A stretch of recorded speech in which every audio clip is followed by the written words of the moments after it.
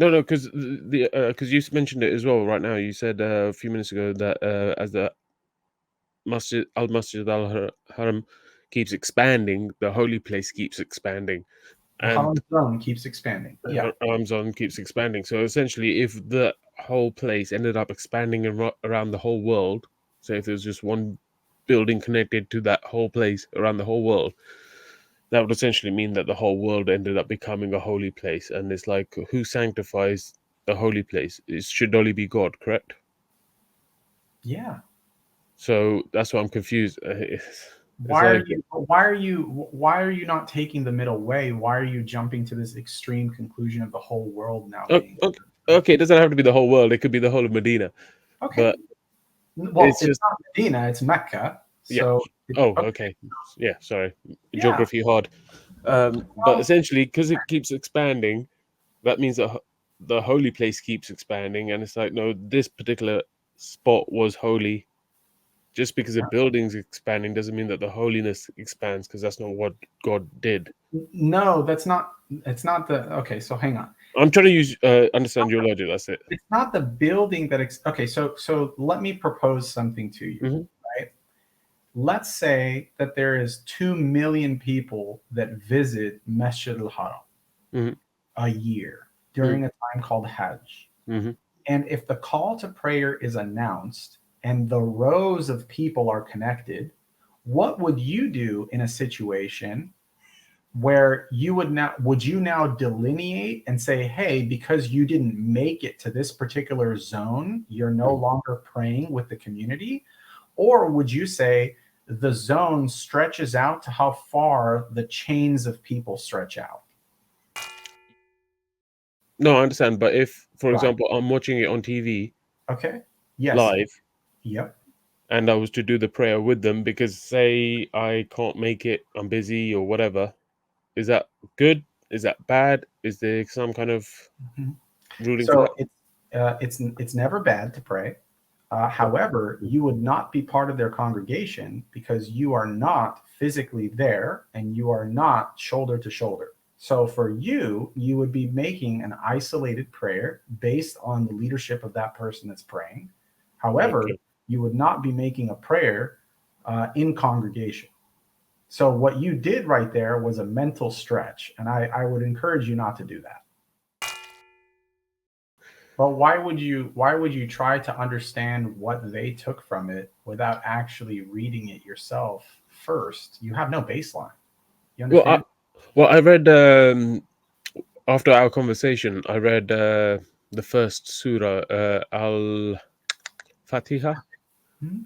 and Yeah. after I read that, I was like, ah, sweet, that sounds pretty good. That pretty much sums up everything I say: believe in God, be righteous. But Mhm. one of the key things in there was that you get guidance from God, and that's when I was like, okay, yeah, I 100% agree with that. You get guidance from God, but every Muslim I talk to is like, no, you need to get guidance from a book, because God has already given us an innate ability to understand right and wrong, Mhm. and we should and seek God in order to give us guidance, which He does constantly. Like Mhm. in every situation, there's always wisdom.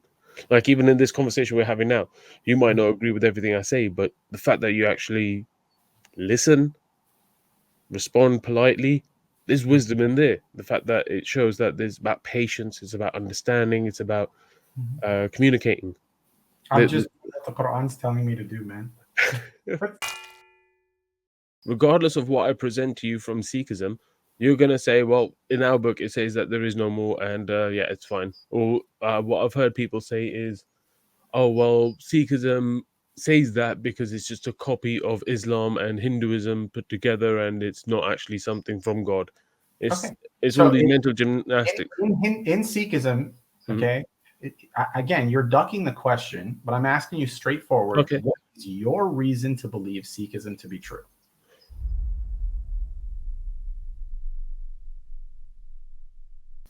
So here, the apparent meaning of the verse indicates that the night journey Isra occurred at the beginning of the night and that the journey began from the sacred mosque itself. But it is proven in a Sahih hadith that the Prophet was taken on the night journey from the house of Hani radiallahu anha. May Allah be pleased with her. Based on that, the virtue that belongs to the sacred mosque is applicable to the entire haram zone. The multiple reward for worship applies to the act of worship anywhere within the haram zone. This also indicates that the night journey involved both body and soul together. Otherwise, it would not have been a major sign.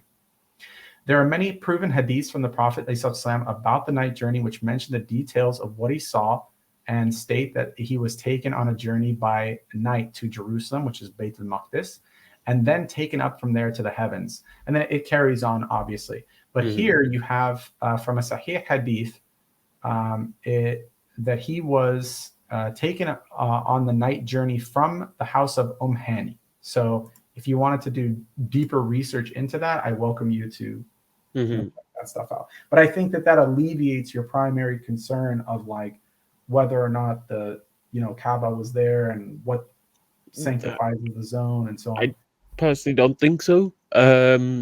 I just think that because that was a tasfir, right? No, that was the hadith. No, he says that it's in the hadith. It's a Sahih hadith. Oh, okay, but that was a tasfir. Yeah, cool.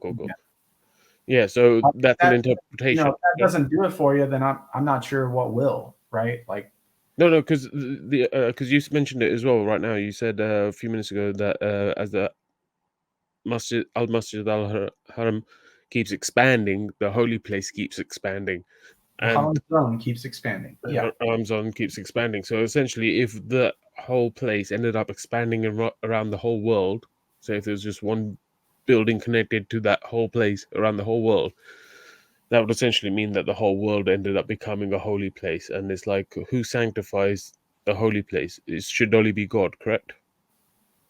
Yeah. So that's why I'm confused. Why are you not taking the middle way? Why are you jumping to this extreme conclusion of the whole world now being? Okay, it doesn't have to be the whole world. It could be the whole of Medina. Okay. But well, it's just not Medina, it's Mecca. So yeah. Okay. Yeah, sorry. Geography hard. But essentially, because it keeps expanding, that means that the holy place keeps expanding. And it's like, no, this particular spot was holy. Just because the building's expanding doesn't mean that the holiness expands, because that's not what God did. No, that's not. It's not the. Okay, so hang on. I'm trying to understand your logic. That's it. It's not the building that. Okay, so let me propose something to you. Right.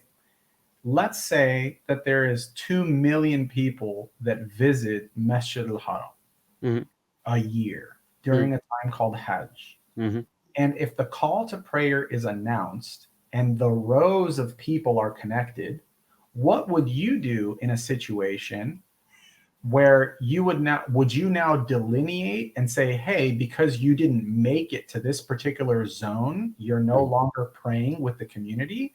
Or would you say the zone stretches out to how far the chains of people stretch out? You really don't want to ask my opinion on this? No, because I need to know where your reasoning is at.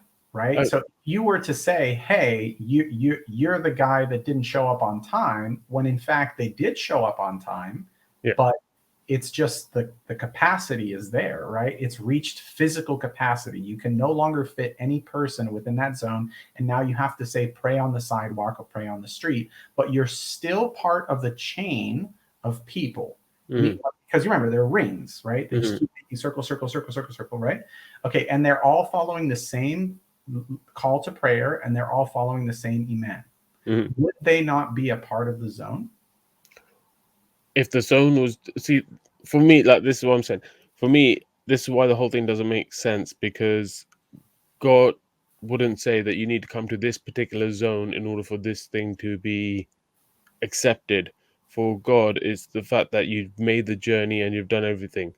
So I also don't say that. See, this is what you have to understand, what Allah subhanahu wa ta'ala says. First, what does he say? So if you're conducting Hajj, you're conducting pilgrimage, and you're praying at the time of prayer, then your prayer is accepted as if you're part of a congregation. Okay, so if I was in the UK and praying at the same time as those who are in Mecca, would that be cool? Or would that... Brother, so a couple things, man. Yeah. You have to look at first, if you're talking about a daily prayer versus a prayer at the mosque Mm-hmm. in Masjid al-Haram. Mm-hmm. Okay. So if you were praying with the people at the UK Mm-hmm. in the masjid, your prayer time would be different than the No, prayer time in al-Haram. no, I understand. But if, for Right. example, I'm watching it on TV Okay. Yes. live, Yep. and I was to do the prayer with them because, say, I can't make it, I'm busy or whatever, is that good? Is that bad? Is there some kind of Mhm. ruling for So that? it's never bad to pray. However, you would not be part of their congregation because you are not physically there and you are not shoulder to shoulder. So for you, you would be making an isolated prayer based on the leadership of that person that's praying. However, Okay. you would not be making a prayer in congregation. So what you did right there was a mental stretch, and I would encourage you not to do that. Uh, It is. maybe a Call little bit, but it's just because I didn't know you had to be shoulder to shoulder, and that's what defined congregation. Well, that's what I'm trying to tell you is Mhm. you are making, and that's why I encourage you to take some time to actually research Islam and research what it means. And it's better to ask a question than to draw a conclusion without But knowledge. but that's what I'm doing here. I'm asking questions, right? Well, you were, but then you started drawing conclusions without knowledge, and you started hypothesizing, imponderables such as what if the whole world needed to pray, right? So Yeah, you're, but don't do essentially, that's what you guys want to do, right? You want to convert the whole world and make them all Muslim, and if it's already pretty much impossible for everyone to actually go to this place, that. then Mhm. I have to understand that maybe this idea of going to this place isn't actually something that's as important as doing a pilgrimage. Because personally, what I believe that the Masjid al Haram is supposed to be Mhm. is a place within yourself, Okay. because Well, your body is a temple. Hmm? it's not about what you believe, right? Because No, you're not that's God, you're not a messenger, right? So, a couple things that I have to clear up. First off, no one is saying that the entire world needs to go there at the exact same time. I know, but they've done the calculations, and already with the Muslims that are there that exist, it's pretty much impossible for all of them to do it in their lifetime, especially if there's new ones being born. Right. Uh, Well, hold on. mm, So we'll take it step by step. yeah, Okay. If you've already conducted Hajj one time, you don't have to do it again. So for correct. the people that went there last year, they're not going to be obligated to go at any point in time in their life. Hmm. Okay. Secondly, if you're not of age, you're not obligated to go and conduct Hajj. If you are ill, if you cannot afford it, if you have certain circumstances like, a state of decrepitness, or Mm, you have, you know, a medical condition that'll prevent you. Okay. So this is why there's consent. What you're doing is you're looking at the rulings without understanding the concessions, and that's dangerous, right? And then what you're saying is, well, you guys all want everybody to be Muslim, and things have to be fair and equal, and they are fair and equal. Not only are they equal, but they're equitable, which is even better, right? So there is an understanding as to how to go about meeting the requirements of Islam. And then naturally, we believe in an understanding God so that God will not burden you with something that you can't bear. So if, for example, there is a circumstance where somebody's going to meet the creator on the day of judgment, and they are going to be a Muslim, and they will talk to Allah subhanahu wa ta'ala and say, Allah subhanahu wa ta'ala is going to say, why didn't you conduct Hajj, as a mm, rhetorical question? And that person is going to say, my Lord, you knew my situation, and I was not able to conduct Hajj for X, Y, and Z reason. And he mm. will say, you're telling the truth. And that's it. So you have to understand that the due process that's going to be taken, not only for the accountability, but also for the person's intent. So, I think it's No, really, I personally believe that, which isn't important, but I personally believe God is going to be judging us subjectively, because morality is subjective, everything is subjective. It depends on the situation, depends on the factors. But according to what I've been told, Islam isn't subjective, it's objective. it is And objective. that means it's black and white. No, it's not black and white. You have certain things that are black and white, and you have Mm. certain areas of gray, Okay, so right? you do have some gray in there, yeah? Yeah, of course not. Why? What else would be a system of mercy? How else could you have a system of mercy if there wasn't a gray area? That's what I believe. But that's what I've been told I was wrong. Well, I mean, look, They're like, there's objective truth, and there's black, and there's white, and there's no gray. And I was like, well, okay, cool. there is objective truth, and you have no gray area when it comes to truth. Either something is true or it's not true. You know, when you set a parameter like gray, like let's say for example, would you get punished for going near something immoral? That's a gray area. If you don't partake, yeah. Well, no, you'd have to explore how near did you get to it. So, like, let's say for example, if you heard something but didn't see it, what's the punishment? As in music? No. What, No, you heard something but didn't see it. Okay, so let's say for example, you heard somebody, you know, being killed, but you didn't see it. Okay. Right? What if you saw an injustice being committed, but you had the capacity to act, but you didn't? Okay, then you would be judged by that. Yeah, if you didn't act out of cowardice, if you right. So there is obviously there is an area of understanding, right? And now the ultimate judge of that understanding is going to be the creator of understanding himself, right? So now you have to understand that Islam is a middle way, right? It's a fair and balanced approach to everything in life. But when it comes to the fundamentals, meaning, does God exist? Does he not exist? Did God send messengers? Did he not send messengers? Was there a message? Was there not a message? There's no gray area with stuff. Okay, no, I can understand that not being gray, but so there is no gray black and white ruling as to you cannot do this and you can do this. No, there are. You have to explore what they are by reading the Quran. That's what I'm telling you. It's incumbent on. So, like for example, in the Quran, it tells us that it's incumbent on you to seek knowledge. Yeah. Right? So, what does that mean to us? That means that if the knowledge of right and wrong is here with the Creator, and this book is claiming that it's from the Creator, then you have to seek out what He says of what is right and what is wrong. And then if He says certain things, such as in other matters, take it to the Creator and His messenger, then you have to seek out in whatever those other matters are. So, like for example, in the Quran, it's not going to tell you how to, and I'm just going to use this as a silly example, how to bake a cake. You know what I mean? It's not going to tell you that. But what the Quran does tell you is seek people of knowledge in regards to issues. Right? So you have an issue of baking a cake, go talk to a baker, and that baker will tell you how to bake a cake, and hopefully your issue gets resolved, right? But the fundamental principle of seeking knowledge is there. Right? So now, if you seek knowledge and that knowledge is deviating you away from what the Prophet ﷺ said or what Allah subhanahu wa ta'ala said, then you know that you are dealing with untruth and false knowledge, right? So you have a criterion. If you believe that the Quran is from Allah subhanahu wa ta'ala, it doesn't matter what other book you read. If that other book says something in opposition to the Quran and Sunnah, it is not the truth. It can be masqueraded as whatever. It can be painted pretty, however pretty you want. However, at the root of it, it is not the truth. If it agrees with the Quran, then it is the truth.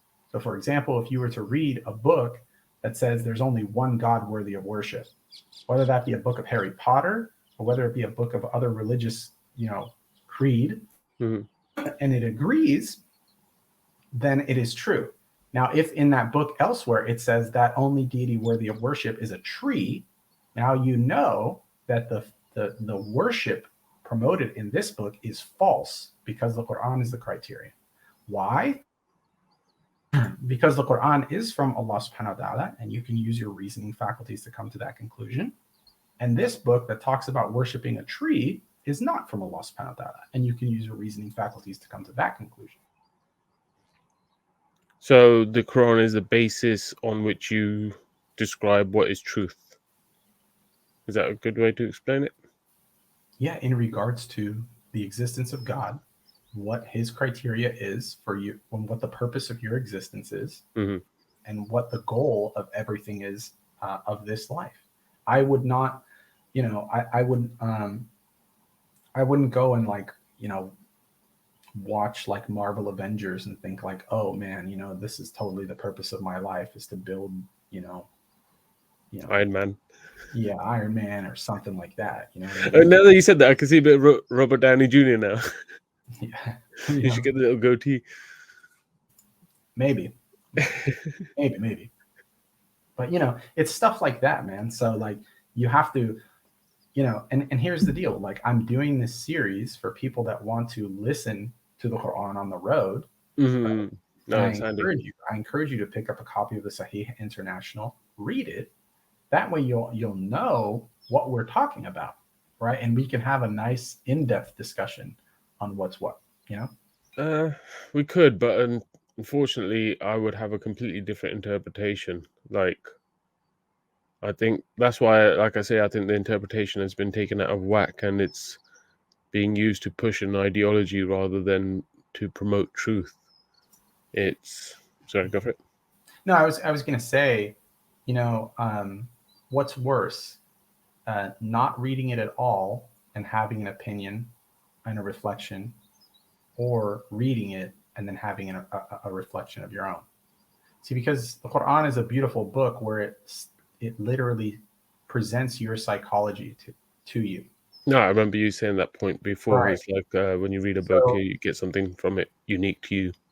yeah, dude. I mean, look, you're doing yourself a huge disservice by trying to jump to a conclusion without acquiring knowledge, right? And the knowledge that you're acquiring is um, it's from other sources than the primary source. Why would you not read the book yourself and then critique No, whatever reflection is? I've read certain parts and I've critiqued it, and then people have said no. You need to read the tafsir and believe what this guy says about it because he's got the right interpretation. And I'm like, well, that's just brainwashing at that point because you're not able. Because even the Quran says that you need to be able to use logic, deduction, and reasoning. So if I'm reading it using these things and then I'm being told I'm wrong because I haven't followed what the Ibn whoever said about it, then I'm like, well, then obviously it's not about reasoning; it's about following what everyone else believes. Yeah. So if you haven't even read, if you haven't taken time to yourself to just read it by yourself in its entirety, then I don't think that you're in a healthy position to comment either way, right? You're just in a neutral position of I don't know, and that's better than taking a negative stance and saying my opinion is going to be influenced because the way that I see it, and respectfully, is you haven't done the reading in its entirety, and now you've already jumped to the conclusion of what other people are saying, and you are saying that it's brainwashing if you jump to the conclusion of what other people are saying, but you're a victim of your own train of thought because you have found conflict in what other people said, and you are being brainwashed by what they said without you actually looking at the book. So many layers, so meta. But No, man, I'm just telling you what you're telling me. That's it. but I'm not being brainwashed by them. I'm just coming Okay. to a deductional reasoning from a deduction point that okay, so if I'm not believing what they say, I'm not saying that I have to go that way, but unfortunately, that's what they believe. So I understand that their perspective is this because everything I try and do isn't for my own benefit. It's trying to understand their perspective as to understand why they've come to the decision they've come to that decision because that's how you understand each other. That's how you can actually communicate and get to know one another and actually have conversations. If you're just Yeah. Well, why would you try to understand what they took from it without actually reading it yourself first? You have no baseline. You well, understand? I read after our conversation. I read the first surah, Al Fatiha, Mhm. and Beautiful. after I read that, I was like, sweet, that sounds pretty good. That pretty much sums up everything I say: believe in God, be righteous. But one of the key things in there was that you get guidance from God. And that's when I was like, okay, yeah, I 100% agree with that. You get guidance from God. But every Muslim I talk to is like, no, you need to get guidance from a book, because God has already given us an innate ability to understand right and wrong, Mhm. and we should seek God and seek God in order to give us guidance, which He does constantly. Like in every situation, there's always wisdom. Like even in this conversation we're having now, you might not agree with everything I say, but the fact that you actually listen, respond politely, there's wisdom in there. The fact that it shows that there's about patience, it's about understanding, it's about Mhm. communicating. I'm just doing what the Quran's telling me to do, man. That's Come it. on, give yourself some credit. Give Well, yourself look, some credit, because it takes a little bit of an yeah, it does. inquisitive You have to mind have to some be like that. emotional intelligence too, for Yeah, sure. But I yeah. think that's built upon, right? So, like, here's to your point, right? You're saying that you talk to Muslims and they said, go read the book, right? Mm, And the guidance is going to come from the book. What they're trying to tell you is guidance comes from Allah subhanahu wa ta'ala through the form of his message. And you can connect with his message by reading it. And that message is found in the Quran. That's what Not they're just in trying, the Quran though. huh? Not just in the Quran though. Again, this is the only thing that's applicable to you and claiming to be here for you. Oh no, And no, no. I don't mean. Sorry to interrupt no, you. no, no, go ahead. I don't mean in regards to other religious books. I do personally believe that other religious books are from God and there's guidance there too.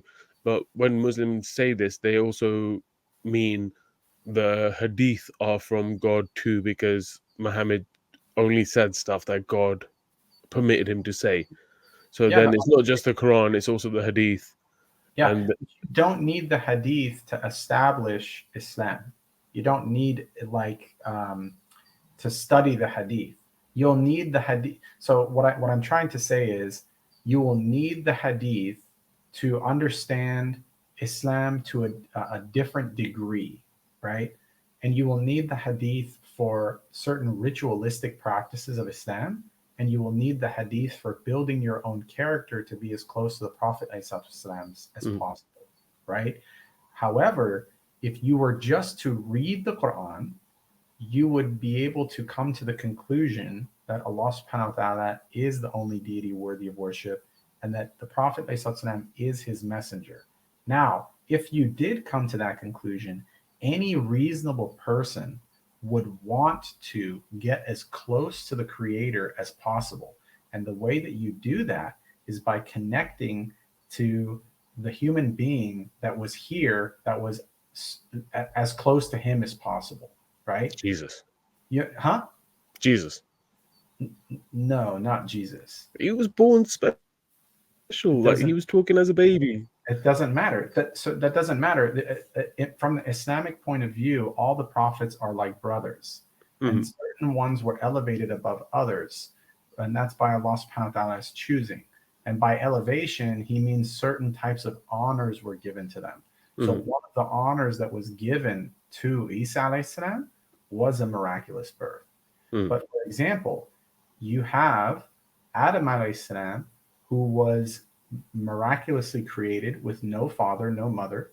You have Hawa or Eve that was created with no female, but from a male. You have Isa that was created with no male, only female. And then you have you and me that was created from a male and female. And this covers the four avenues of creation. So there was a purpose for these types of honorings, but Mm. it wasn't to say that they were closer to Allah subhanahu wa ta'ala or not. See, this is the when you're talking to like a Christian person, they Mm. will say, "Oh, Jesus was the closest to him," right? No, who did you mean then? Because you said you would refer to the person who was closest, so that's why I assumed it was Jesus. So okay, I meant Prophet Muhammad sallam, but not in a sense of proximal proximity to Allah subhanahu wa ta'ala. Mm. Rather, it was the application of relevance to you. So here's what I mean by that. The closest to me in time. Not only the closest to you in time, but the Mm. one that claimed that he was for you, right? Because you Mm. have no other prophets outside of him. Well, Okay. that's what you believe. I believe in the Sikh prophets. Okay. Well, then you're gonna have to prove the prophethood, and you're gonna have to prove Sikhism to be true, right? How do I do that? You tell me, dude. You believe in it. No, but it do you obviously got some kind of like a test that you would do, right? There's some. You can do a falsification test of your own. You know, see Okay. what kind of scripture was brought. See what the prophet, what the results of the scripture is. Have Test you the done? Have you looked into Sikhism personally? some. You know, I know that they're very kind of. I know that they believe in one deity. I know that Mm, they believe in multiple prophets, right, and multiple revelations. mm-hmm.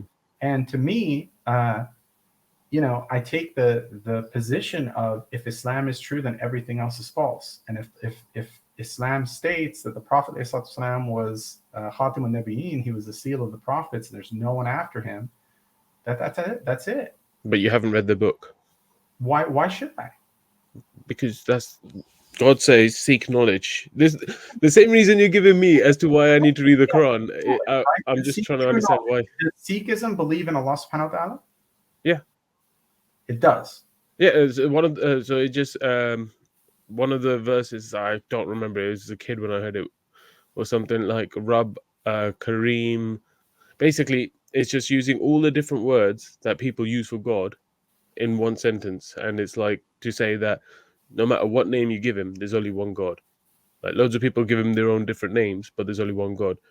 Yeah, But but why not just so here's I have a problem with that. If mm, people are giving him a name when rather he's giving himself names. So for example, if Allah just means God in Aramaic, though, right? no, God does Aramaic. That's one of the claims I've seen on the Dawa channels that they say that Jesus called God Allah, and because Allah means God in Aramaic. So is that false? that's false. He said Elo. Oh, oh, okay. So Mhm. these Dawa guys are lying. No, Thank they're you. not lying. They may have had a misunderstanding of what it was, and I can't speak on their behalf. Mm-hmm, mm-hmm. He No, says of course, Elo, yeah. he says Allah, Allah. he says um I think Elo and Allah are the two most common ones. Sweet. Okay, yeah. See, Mhm. that could have been some brainwashing on me because I believed them. I thought that they were talking from a place of But here's sincerity. uh and again, I don't want to try to divert your question, Yeah, no but problem. why aren't you picking up the Bible and looking it up yourself? Well, I'm not here to be following one narrative over the other. I'm here to be as good as I can and worship God alone. For me, it doesn't matter if Jesus died on a cross or if he didn't die on a cross. For me, it doesn't matter if Muhammad spoke to an angel or didn't speak to an angel. For me, it doesn't matter about Adam and Eve because God knows the truth and Mhm. he knows everything. For me, it's not important to my life on being a good person and trying to connect with God to know that important detail that God will definitely know. So I leave all the knowledge up to him. I say I'm a professed idiot, self-professed idiot, because I don't need to know. God knows everything. I'm just here to be his little servant and do what he wants me to do, which is help people on the righteous path. Okay, but how would you know what he wants you to do? And how would you The know righteous what path. how would you know okay, how do you know you're on the righteous path? Truth, love, compassion, contentment, humility, common sense. Okay, and who is the deity that you're attributing all this to? Like for example, when you're conducting all these actions of truth, love, compassion, and so on, and Hmm. gratitude, and when you're making prayer and supplications, who is the what or who is the deity that you're invoking? Um, there's only one deity, so it's just the one who created everything, the one above all. And who is that? I could give him any name. I could say, well, if Allah is a specific name, then I'm guessing I wouldn't say that. I would say Why anything not? that, well, if it's a specific name that you guys are saying that it has to be this name, Mhm. then I have to believe that maybe it's kind of something Well, that's it can be trying to any of divert the attention names from that you God. know it can be. But he also told you other things. He told you how to show gratitude. Hmm. So, for In example, regards to Islam or in regards to just life? no, in regards to, so see, here's what you're doing. Uh-huh. You're saying that Allah subhanahu wa ta'ala gave uh, uh, commandments on what to do and how to show gratitude. mm, how to approach him, how to make supplication, what names to invoke him as. mm. And here's you, and what you're saying is, I'm going to ignore all of this and I'm going to do it my way. Well, I typically don't use a name. If I do use a name, it's one I was raised on, the one I was born into, the Sikh name. So they say Waheguru, which means amazing supreme teacher. That's because God teaches us all the time. So for me, it doesn't matter which name I use, but typically that's the first go-to one because that's what I was raised on. But it doesn't matter because I'm not thinking of this particular image. I'm just thinking God, the eternal one, no beginning, no end. Mhm. And No, as I get long as all I've got that. that, I get your concept of God, and mm, I'm not faulting you in your concept. mm, What I'm faulting you in is the method that he prescribed for you to connect with him, and then the method that you're taking being completely different, yeah, right? but essentially I could say the same to you guys with you using Allah. It could be like, well, in the Bible it says Father, why have you done this? In Old Testament it says Elo or Allah, according to what you just Right. told me. So why have you gone to something Because else? the Bible is not preserved and the Bible is not for me. The Bible was written by anonymous authors. The Bible has no credence with me whatsoever. It's not a reliable source of information.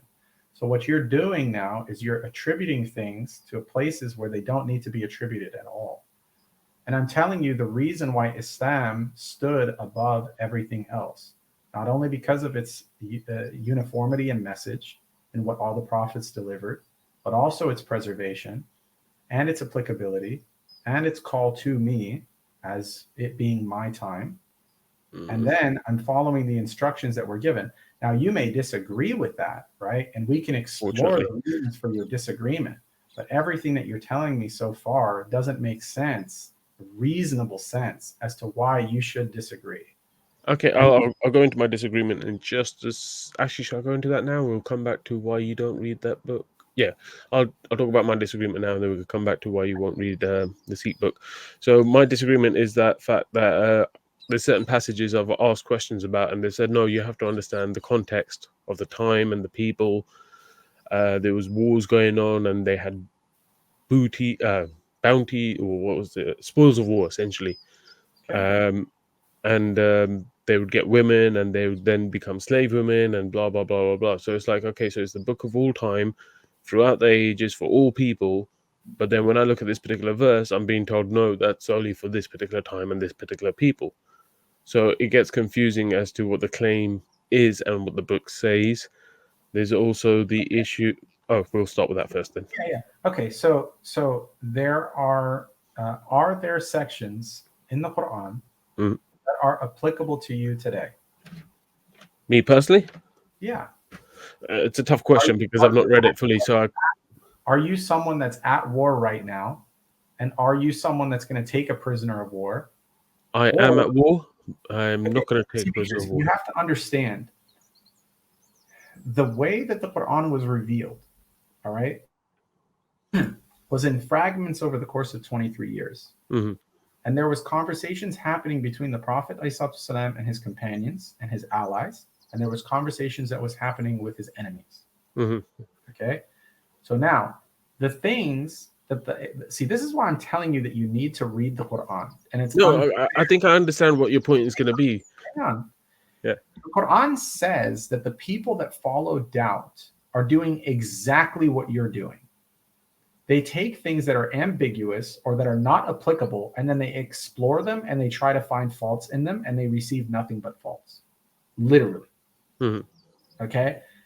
But the things that are creedal, which is saying the things that are crystal clear, need no explanation, and are applicable until the end of time, Hmm. such as there being one God, Prophet Muhammad being his messenger, following the message, seeking out the prayers, giving charity, being just, and so on and so on and so on, you're choosing to ignore it. No, I'm not ignoring those things. Like I said, I'd try and do those things anyway. The No, no, no, issue, no. You're not doing them anyway, dude. I have to correct you. You're doing them in My way rather than your way. your own way, right? But rather than your way. No, That's the difference. ironically, you are doing it in any way, any other way other than what was prescribed by the No, Quran, right? So, because remember, you Mhm. yourself said you believe that morality is subjective when the Yeah. Quran doesn't take that position. Hmm. Okay, you believe yourself that you're So, invoking the Creator when yeah. you're invoking some other deity, right? You No, may there's be. only one deity. There's only one deity. If you're saying I there's some other understand. deity, it I must. agree with you. I The, agree with you. But the, the one deity that you're invoking, he never gave us that name that you're invoking him by. So who are you invoking? yeah, but if you're using a name that wasn't used previously, then obviously you're someone who's following one of the older Abrahamic religions will have the You're same claim against you guys, where you not invoke. listening, dude. Mhm. You're you, the old Abrahamic religions were relevant to their time, and what was revealed for them is unknown because the scriptures were corrupted. So what you have to do is what you stop worrying about those guys and worry about yourself. And what you need to do is look at what's applicable for you today. I'm not worried. I'm just saying that the same logic and reasoning you're using, someone else can use against you guys, but you guys still have that stance that this is correct and this is 100% true, because But someone don't who's worry got about older them, revelation. you, dude. Why are you bringing other people? It's you and me here, man. Why are Yeah, you bringing other people and what they could say? What they could say? We're not going to explore like a bunch of possibilities and no, hypotheticals. it's the sense that you seem to think that you're the final revelation. There's no more after Muhammad saying, "I believe there's revelation after it." Okay, prove. So, well, like I said, you'd have to read the Sikh book. No. You prove it to me. Prove it to me. What? Because and again, you tell me that I have to read it, and I'm Hmm. telling you that I'm using my reasoning faculties that I don't have to read it. And the Hmm. reason is because you believe in multiple prophets, whereas the Quran, which has not been proven false, claims that there is no more prophets after Muhammad sallallahu. Yeah, the Sikhs believe that the Quran has been corrupted. Okay, great. So disprove the Quran, Well, and I I'll don't move. need to. I don't need to because it's been corrupted.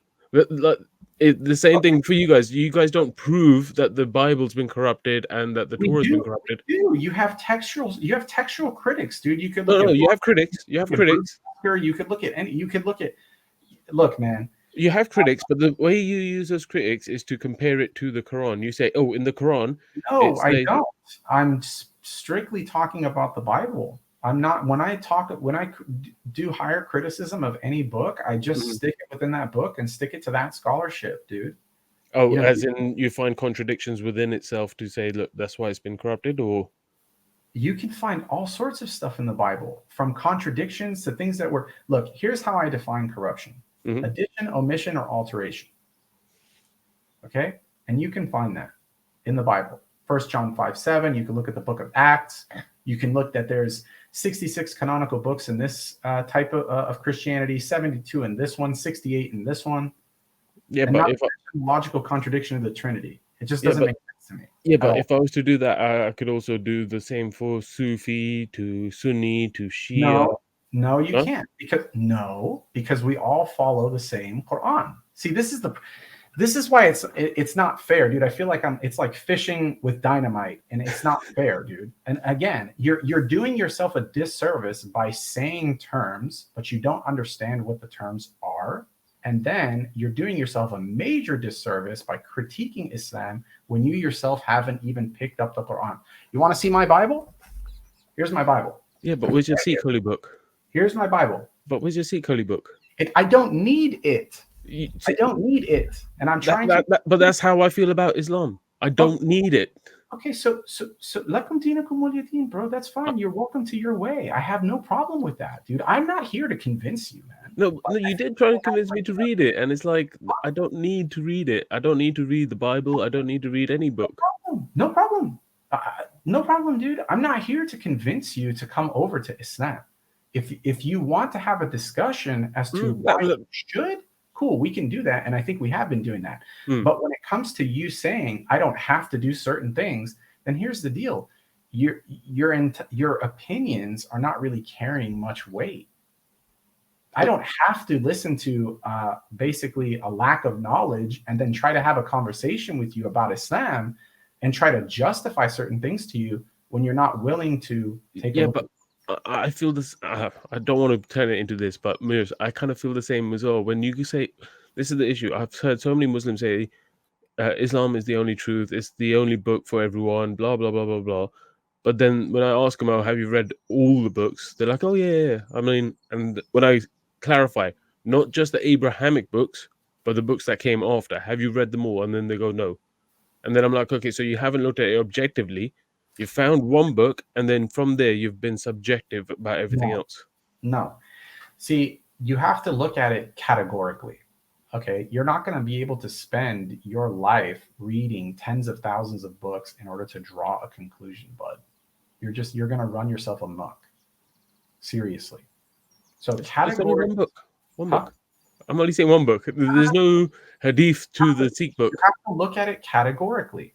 They cannot. The creeds cannot diametrically oppose each other. The prophets cannot diametrically oppose each other. The message can't diametrically oppose each other. But So, you don't know that for sure because you've not read it. okay, I understand what you're trying to say, but Yeah, I'm it's the giving you same thing you were saying to me, which I understand as well. because there's a difference between me coming up to you and saying, "Hey, Sikhism is false," and I haven't read your book, and you coming up to me and saying, "Hey, Islam is false," but I haven't read your book. It's There's the a same. there's a total difference to it. I'm not out there saying Sikhism is false because I haven't read your book, right? I'm out there telling you that Sikhism is false because Islam is true, right? So you have to explore my reasons for why I believe Islam is true. And then I can explore your reasons for why you believe Sikhism is true. And we can see which one is more reasonable, right?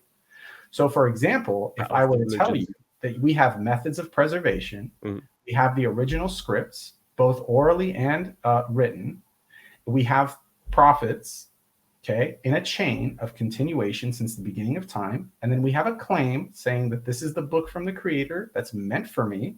And we have in that same book, it's saying there's not going to be any revelations outside of this, nor is there going to be any prophets. Then we can explore your reasons why you believe Sikhism to be true. So, for example, why Yeah. do you believe Sikhism to be true? I But just no gave matter what I say, it's not going to make a difference because you believe that there is no more revelations and no more prophets. So, regardless of what I present to you from Sikhism, you're going to say, well, in our book, it says that there is no more, and yeah, it's fine. Or what I've heard people say is, oh, well, Sikhism says that because it's just a copy of Islam and Hinduism put together, and it's not actually something from God. It's okay. it's all So these mental gymnastics. in Sikhism, Mhm. okay, again, you're ducking the question, but I'm asking you straightforward. Okay. What is your reason to believe Sikhism to be true? I gave Uh, you my objective reasons. I never 5. once said this, So, this, me. I had this experience and blah, blah, blah. So give me your objective reasons as to why mm, you believe Sikhism to be true. uh, there was 10 prophets who did miracles. They came with a message from God. The book has its beautiful poetry, which just glorifies God. It's not about this rule or that rule or anything like that. It's just trying to get people on the path of righteousness and to glorify God and to have God in remembrance all day long. That's about 4, I think. What else is there? How is it? Um, Sorry. How is it preserved? Um, at the end of every sentence, there's like these. I don't know the full because I'm not Sikh. But You're I not was just Sikh, no, I was just born into this family, so I have an understanding that there's truth there, but I don't particularly follow the religion myself. bud. Um, What are you doing, man? You're what? you're you're pitching something you yourself don't even follow. No, no, I believe it's true though. But like I said, I believe that there's truth. Killing me, dude. You're killing me, dude. Yeah, What? I love you so much, dude, but you're straight killing me at this point. You're really like, you can't do that, dude. You really just can't. No, according to Sikhs, I think you can. They probably wouldn't agree because of the culture that No, dude, is they would created. consider you a heretic. Yeah, because of the culture. Yeah. So then, by your own scriptures, dude, by your own people, you would have been kicked out. No, so when the first guru turned up, he said that the first prophet, he said that there is no Muslim, there is no Hindu. Essentially, people are labeling themselves as these things when it doesn't matter as long as you worship God alone. So I understand that wisdom in that to say that, listen, stop identifying yourself as these things, which doesn't make you closer to God. You actually have to live the life. You have to walk the walk. So I don't identify myself as a Sikh and say, oh, I believe this, this, this, this, and this. It's that I just worship God alone. I think that's more important than having a particular book that you say is 100% right and everyone else is wrong. Yeah, Sorry, but go see, for it. that's the thing. It's purely subjective what you're telling me, bud. And it's like you're not basing it off of any reason other than it just appeals and appeases to you, right? I'm not saying that what you're doing is, see, like in Islam, what we would say at this point is the action that you're doing is good, but the attribution to that action is disconnected from the origin. Meaning you, to be just and to be kind and to be loving and all these things are good, and Allah subhanahu wa ta'ala loves those actions that you're doing, but because you don't believe in Allah, you're not attributing the I experience to believe in God. I look. believe in God. you But don't I just, believe, you don't believe in the God, you believe in a God. You don't know what God you believe in because you don't adhere to a creed at all. no, That like I said, the one above, the one who created everything, I can define what he's done and what his qualities are. And if they are in line with everyone else, then how's should it different? because you need to be adhering to the qualities and stuff that he defines himself. You have no authority to define these things. You have no authority to give him the names that he didn't give himself. You're overstepping your bounds, and that's because you're outside of a creed, and that's because you have nothing to you have no structure to back your faith off of. So you So guys don't think that it's possible for anyone to connect with God except prophets? no, that's not what I'm saying at Oh, all. okay. I'm saying that you can connect with God, but now you have to seek out the way in which He told you to connect with Him. And you're not doing that. You are following your own way. No, so, I'm confused. So yes, I can connect to God, but then after I connect with God, I then need to find the way He wants me to connect to Him after I've already connected. Yes, you can. So, okay. So let me give you a clarifying statement. Yes, You can please. perceive the existence of God, Hmm. but to actually connect with Him, you have to connect in the manner that He set forward. So, for example, when he says something like, this is why I keep telling you, just read the whole Quran, dude, because it literally says there that when they are boarding ships or when they are in a time of absolute desperation, they Hmm. reach out to me. Hmm. Okay, and this is you connecting with him. All right, because he is accepting that type of connection out of the status that you are in, the state that you're in of desperation. So he permits that connection. But when he also tells you, prostrate to me by morning, midday, and night, you're not doing that, are you? Uh, well, yes, but no. So Okay. Well, so that's a no. Just no, no, no. call a It's spade a spade, dude. You know? no, no. So within Sikhs, what they do is that they bow their head on the floor. They do the same similar thing to what you guys do. Me personally, I don't really do that because I don't really. If I did do, I've done it sometimes, but I don't do it to any particular direction or any particular thing. I've just done it on my own in private. But I would say yes, no, because for me, prostration is a submission to His will. When something happens in life, I'm not like, oh, that's such a shame. I want this thing to happen. I'm like, God, whatever you want. That's all. That's the only thing that happens in life is what you want, and I'm prostrating myself in a metaphorical sense to the submission of God. Right. I understand what you're saying, but that's not the Mm. decree that he laid down. And that's why we keep going back to you need some type of message that has been maintained and preserved and is pure and came from a messenger that actually Perspective. had a revelation from him. What you're doing is you're saying, I'm going to carve out my own way, connect my own way to him, and he's going to accept that. And if he doesn't accept that, then so be it. No, Right? I know he's already accepted it because I've had personal experience with him. I know that I'm connected with him. How do you know? How do you know? These are all subjective things. It's something you feel. It's not something you. Yeah, it's subjective, 100%. I'm not. I can't prove it to you.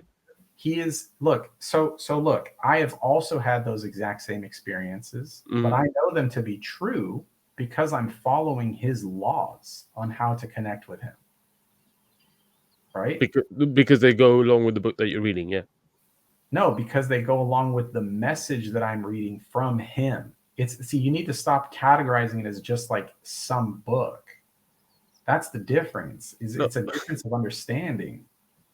Because the thing is, like the message I'm receiving or the connection I'm getting is to tell me that there's truth in all the books. But the message you're receiving is to say that no, the book that you've got, and I know you said don't call it just a book, but unfortunately, no, it's cool, man. It's for conversations purposes. yeah, I'm not taking exactly. offense to it. I'm just saying. Good. Yeah. I promise you, I'm not taking offense to it. But the message that I'm reading says that you're a deviant.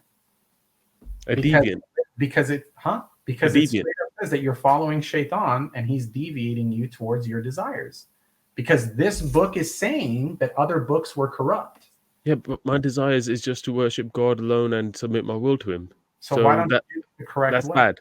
Why are you doing it? No, that's not what I said. I said that that's good, but the actions and the course that you're taking is not. No, you said the actions I was saying about being righteous and stuff was good as well, but you were saying that you're good, but your intention behind it is to get closer to Allah subhanahu wa ta'ala. And I think that's part of the reason why you're talking to me, right, as a Muslim, because I'm hoping to deliver the message of Islam to you, right? But again, it's just a message. I can't guide you. But when you are diametrically in opposition to what the message says, and I gave you the objective reasonings why the message is true, then you're upon falsehood because you're upon your way. So like as an example, Allah subhanahu wa ta'ala says, did you receive a promise from me? Or did you receive some type of revelation from me?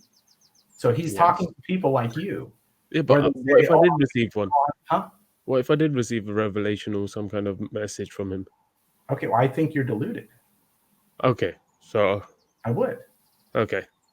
And I mean that in no offense. I mean that with all that's just your position from what you believe. You receive revelation? Kind of, yes, maybe. I don't know. Okay. How do you know that it's God talking to you? The fruits, the fact that I try to live my life as righteously as I can. I haven't got this message and then decided, listen, I need to conquer the world and make everyone believe what I believe. It's the fact that I still understand that people have free will because that's the gift from God. People can choose to walk towards God or walk away from God. And I try and do everything I can in life with truth, love, compassion, contentment, humility. Not saying I'm perfect, because I'm a bit, like I said, I'm a self-professed idiot. But even I can understand that simple logic as to knowing that it is from God, the message I've received, rather than something that Shaitan is using to divert me or push me away. Mm-hmm.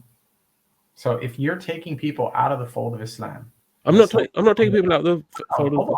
No, but you are. You're saying that there's multiple paths to God, and you're saying multiple things will be accepted from God. But Allah subhanahu wa ta'ala is saying only being accepted is Islam. Okay. And then you're saying that you're receiving revelation, but the Prophet ﷺ, along with Allah subhanahu wa ta'ala, said, I'm the last of the prophets, and there's no revelation aside from the Quran.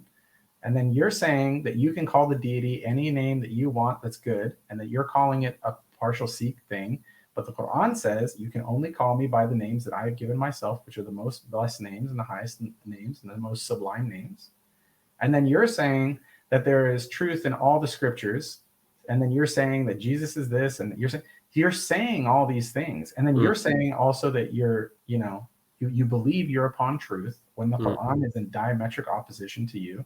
So now it's a question between you or the Quran, meaning you're not on the same path. You're not pulling people towards the same road. Yeah, the righteous path. So yeah, well, which one? Imagine, sorry. So imagine connecting to God is like climbing a mountain. Okay, everyone gets to the mountain Mhm. a different way. Some go through the desert, some go through the forest, some go through the seas on ships. Whatever analogy you want to use, people get to the mountain in many different ways.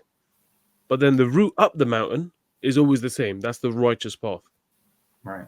And I'm trying to tell you that you Mhm. are an entirely separate mountain leading to an entirely separate deity, because that And you deity. believe in multiple deities. No, I don't. I believe there's only one deity worthy of worship, but when you say that under the guise that it is the same deity. And I'm trying to tell you and explain to you that it cannot be the same deity because you are not following the instructions of what that one deity laid down. I You am. It's just not No, the you're same not. instructions you are following. Like No, the way that your instructions aren't the same as Adam was following or Moses was following. You understand that there's different instructions, correct? no, that's not true. Oh, Okay. okay. The creedal instructions are the same, meaning the monotheistic position is the Hmm. same. The messengership is the same. The laws are different. Hmm. Okay.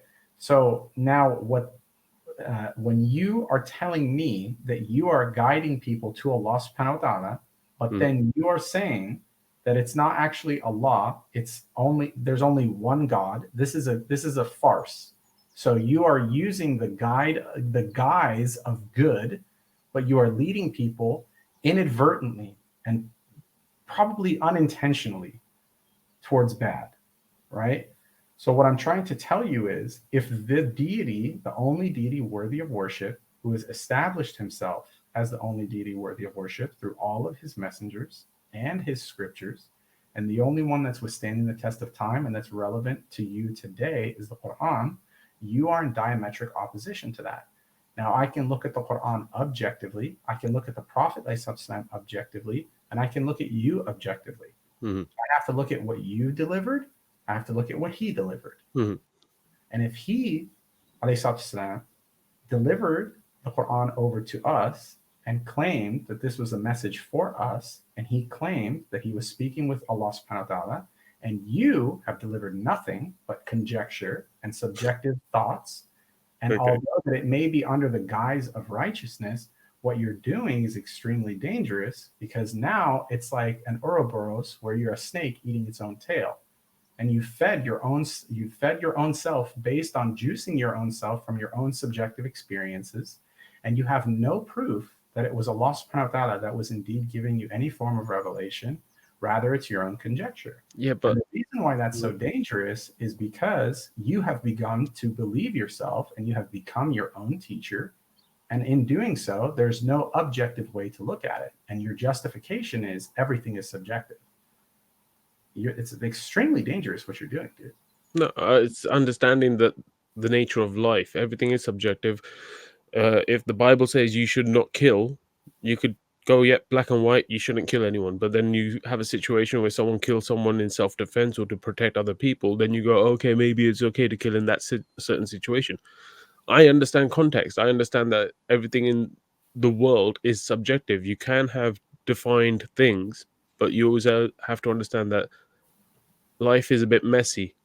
And all those things that you said about me about dangerous message, claiming all these things. Unfortunately, guess what? Even Muhammad was claiming all these things. There's no way we can get him to prove 100% that he You, was speaking to God. You're going to use the Quran as a miracle, as you can use the companions, you can use the witnesses that saw him, you can use the yeah, people. no, but forget them for now. I'm saying at the time when Muhammad was there and he was giving his message, Mhm. everyone was probably looking at him like, "Mate, what you on about? We know what we're doing. We've got the idols. We've done this for 100 years, 1,000 years. Who are you Yes, to you come had along?" people that were disbelievers and you had people that were believers. Yeah. So essentially, I don't want to say this because it sounds kind of mean, and I don't mean any offense by it. Go ahead, man. But essentially, what people do when they have this religion idea is that they become like the Pharisees, or they become like these pagans who would reject anything that is truthful just because it doesn't fit their narrative and their way of living. And I think that people need to have a open heart and open mind into understanding that maybe God's message got corrupted again. As much as he preserved the text and whatever, people would misinterpret it and do what they want with it, just like they did with the Bible, just like they did with the Torah, and Okay. just like they did with any other scriptures that came before and after. If that's what you believe, man, cool. You, Like I you said, I'm not going to convince you on it. It's just that, remember, we've been having this conversation now for quite some time, and yes, and I do you, appreciate your time in this. no, it's all good, man. I mean, it's just that you're speaking without knowledge. You don't know anything in regards to the prophetic history. You don't know much about his companions. You don't know anything about Like his I said, life. for me, it doesn't matter. God knows the truth. Okay, For me, you don't. like I said, You don't. You should matter. You sorry. should matter. You should matter. What do you mean by that? I mean that you should matter. You should know if you're upon truth or not. No, oh no, I'm talking about in regards to the exact details of who Oh, said what, when, and where. but For, dude, for here's the me, thing. that doesn't matter. The reason why you don't believe into what as to what he said, and the reason why you do believe that there are corruptions, is because you are consumed with lack of knowledge, and you are not interested in the knowledge because you think that you don't need any of that stuff. And I'm trying to tell you that you do need that stuff in order to draw a sound conclusion as to who this person was and what he delivered, and what was the consequence of you not following what he delivered. And when you say something like, oh, all that stuff is with God, yeah, I already know that God's all knowing. But when you are not willing to explore the things that are critical, where 2.2 billion people have looked in, not heavily looked into this, but 2.2 billion people are following this path, right? Yeah, but we could both agree just because the majority do something doesn't mean they're always right. No, I'm not saying, I'm not trying to tell you that just because the majority are doing Okay, it. I'm okay, trying to sorry, tell you I that misunderstood what your point was going to be. there was a grand. Okay, look, he is the most described and biographied person in the world. In the world, Hmm. okay, Muhammad, I saw son.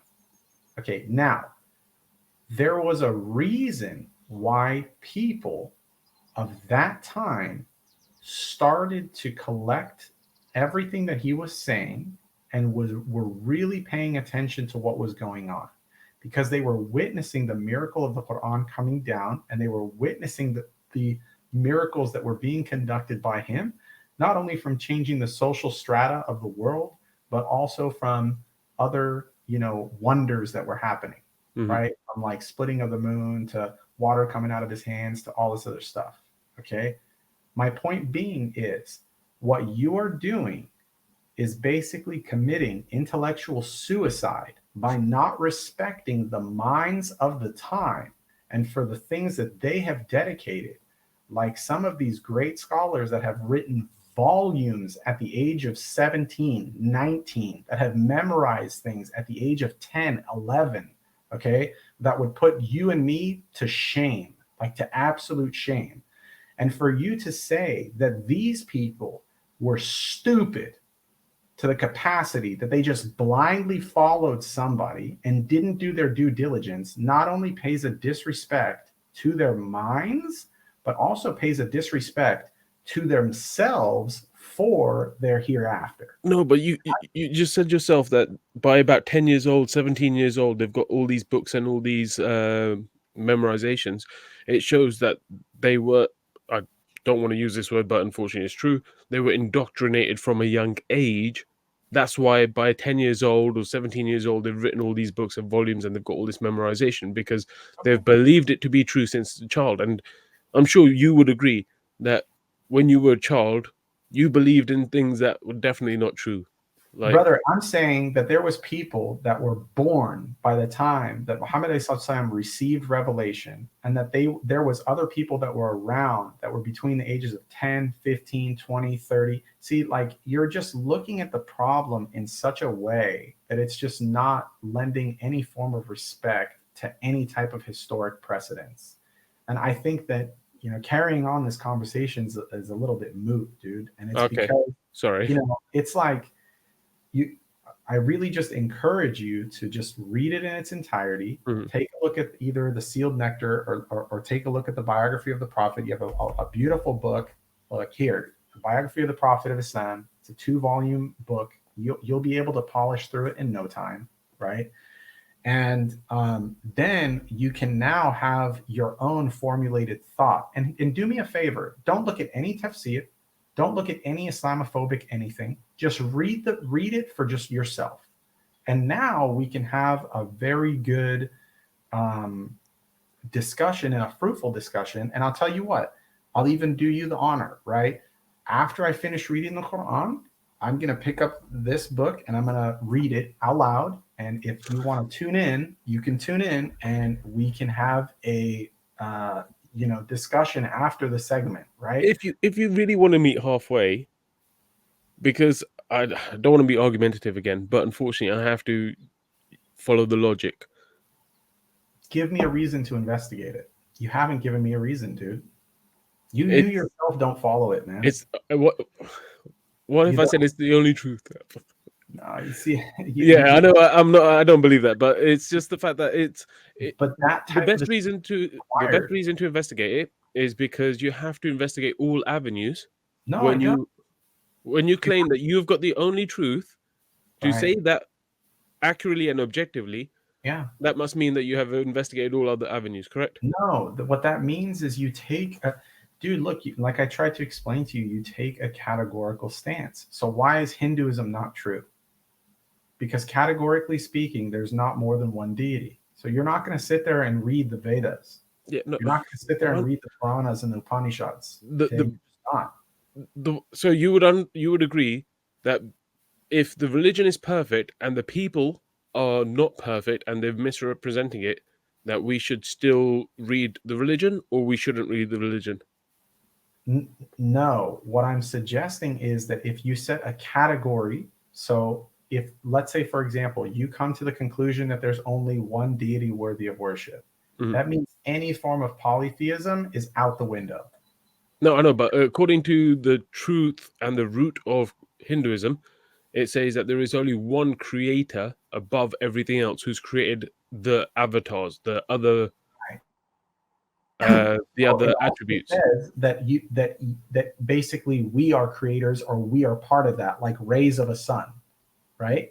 Yeah, we're so I don't believe I don't believe that the divine. I don't believe that you can find divinity in fecal matter. I don't think that there's a divine essence. No, I don't think that's what that means either. I don't think that's what that means. It means that the soul. Is what their understanding is, dude.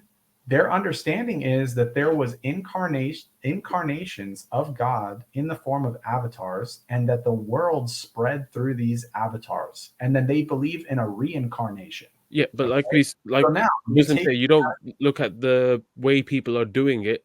You look at the. I'm not.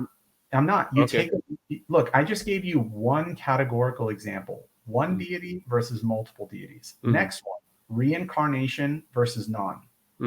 Okay. Next one: prophets versus non. Next one: preservation versus not. Next one, and you'll start seeing that out of the tens of thousands that you have, only one will reach the top, and that's Islam. Period. That's what I'm trying to tell you. I'm trying to tell you to use your deductive and inductive reasoning and come to the conclusion using those reasoning faculties to get to the top. That's it. I'm not telling you to do anything insane. I'm saying the same. Okay, cool. So now, but here's the thing: you're not on anything. Yeah, well, that's your belief, though. That that's subject. What do you mean? Oh no, but like I said, I believe I already had a connection with God, and I go on the information He's given me. So you might say I'm not on anything, but I would say I'm on a direct message rather than a second-hand message, which can be misinterpreted. Does that make sense? So, I mean, you say that you've received prophethood, right? I don't think so, because I'm an idiot. But well, it does. Dude, like that's. Again, if you said that you received something like prophethood, or you said you received something like revelation, then stick with it, dude. Stand firm. Yeah, I know, but it's just I don't want to be putting myself up there as some kind of special person. I'm not. But you're saying that you are. No, That I'm saying that everyone can connect to God. I'm saying everyone could do exactly the same get it. thing I've done. So am I'm I. not special, So am I. and But you can connect to them correctly. You can. that's the difference. Right. That's the difference. Which one is correct, right? So you're claiming that you can connect to God, and I'm claiming that you can connect to God, and I'm claiming that you can connect to God through Islam, which is the only way that He accepts, and you're claiming that you can connect to God in every which way, Mm, and including your way. Then that's where we part ways, right? Meaning, like, you have to explain how yours works, how is it applicable, where is mm, the insight that you get, and blah blah blah blah blah. So I have a history of what I can give you. mm, And you have basically just your own subjective thought process and an amalgamation of what you've compiled together. mm. And now objectively speaking, both of us have to look at it and say which one is more reasonable. Yeah, but And if someone chooses your way, great. Great. I don't fault them at all. I can't guide them. no, That's for just sure. But like I said, I'm not trying to convert anyone away from Islam. I say if you want to follow Islam, that's fine, but just make sure it's the purest form of Islam. Don't just do what people have told you because that's what they've said and that they're well-known scholars. alhamdulillah, but we don't need you to tell us that. We have the Quran to tell us that. Bruh, please, mirrors. Read the book, bruh. Like, that's what I'm saying. It literally says, "Don't follow what your forefathers did. Don't Yeah, follow what your desires did." but mirrors, You know, I don't mean to be bigging you up for the know sake that of bigging you're you right, up, but dude. you are very different to the other Muslims I've spoken to. Other Muslims I've spoken to seem to think that saying Shahada is some magic words, and then all of a sudden you've submitted your will to God, and that's all you need to do to get I wish, dude, because in the guaranteed. Quran it literally tells you. Do you think that we're not going to test you just because you? You Uh, said you believe, yeah, yeah, exactly. well, So this is why I say that you are a bit of a special Muslim, and I appreciate that. This is why I was really looking forward to this conversation because I'm like, do you know what? I know that you're definitely on the path, and it's a good thing, and I want to encourage that. I don't want to divert you from it. I'm not trying to take you away from it. I look forward to you. I look forward to you reading it, and inshallah, may Allah subhanahu wa ta'ala guide us all, and inshallah, one day I'll witness your shahada, bro. Definitely never gonna happen. I'm afraid. I'm so sorry. I'll never say never, dude. That's what the other guy said, and then we ended up in another long conversation. If you think you're upon certainty and you're not following conjecture, like, Well, anyway, I could say the Shahada in regards to saying that I believe that there is only one God worthy of worship. But that's the second part about Muhammad, I definitely cannot say. Well, him being the last messenger, I can't say. I can say he's a messenger because I believe all the messengers were messengers. But all it's the the fact that messengers sorry, before him, and then he's the last. no, he's definitely not the last. Okay, well, do your research, man. Well, Go read. I can't, like I said, just go read, dude. yeah. Same for you. Same for you. I hope you do pick up that book as well, just to get an understanding of what they're saying, so you can see where I'm coming from. That when truth is there, it's self-evident. Yeah, I And don't want to give you a false promise, dude. So I no, can't. I appreciate that. I appreciate that. I'm the same. That's why I don't say I'm going to read the Quran or I'm definitely going to read the Bible Mhm. because I don't want to say yes and then don't ever do it because I am reading bits of it. Like I said, I read the Quran anyway, the first part, Surah Al-Fatiha, and I've Con- read other parts. Sorry? continue reading. We'll see what happens. We'll see. It's up to him. It's up to him. It's all up to him. It's up to you. He's consequential, dude. You would know that if you read the Quran. Consequential meaning. If you want the truth, you'll get it. Oh If yeah, you, that's what I mean. But yeah, okay. but that's what I mean. So if he decides that it's important for me to read it, then I'll probably end up reading it. But if he doesn't, then I won't. And So ask for him to give you an opening, and inshallah, bro. Anyway, man, I'll let you go. Yeah, Uh, no, I appreciate you spending so much time with me. yeah, Thank you so much. I know that I was a little bit long-winded, and I know it's probably not the best of conversations for yourself, but I don't mind, man. I don't mind. May Allah subhanahu wa ta'ala guide you, bro, and I'll see you oh, next time. sorry, Mirs. Just one last thing, because I think it's important. So, I get called an Islamophobe a lot because I ask these questions or have these conversations. Mhm. Is it Islamophobic for me to have these conversations or have these ways of thinking? I mean, if you find criticism in the book, right, but you haven't fully read it, I think that people will jump to that conclusion, right? But if you are open to, so look, like, you're either in a position of teaching or you're in a position of learning, Mm, right? if you come to these channels and you hear it out, and then you have like good critical thought, and then you go back, you read, you chew on it, and so on. But if, let's say, for example, you've been talking to us and any of the other brothers, whatever, especially ones that are, mashallah, way more knowledgeable than me, and then all of a sudden you don't go back to checking the stuff out and actually growing from the process, then at that point, what's going to happen is they're just going to start, ignoring you. Now, whether or not No, it's that's fine. They're more than welcome to ignore me, but I don't have a comment on it being. I don't think you've said anything to me that was like, grounds for Islamophobia. But I will say that you should do your due diligence just to get an understanding if you're going to engage with Muslims.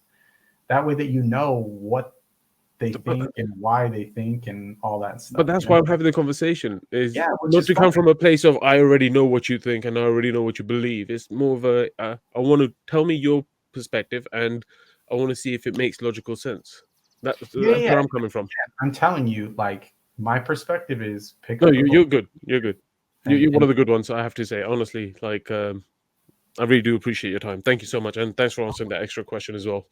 No worries, man. No worries. I'll catch you later. Have a good evening or morning or whatever it is over there. Yeah, Where are you exactly? I won't say it, but it's early over here. Early. I've been up for a while now. So, all right, you have a good rest then, buddy. All Take right. care. Bye.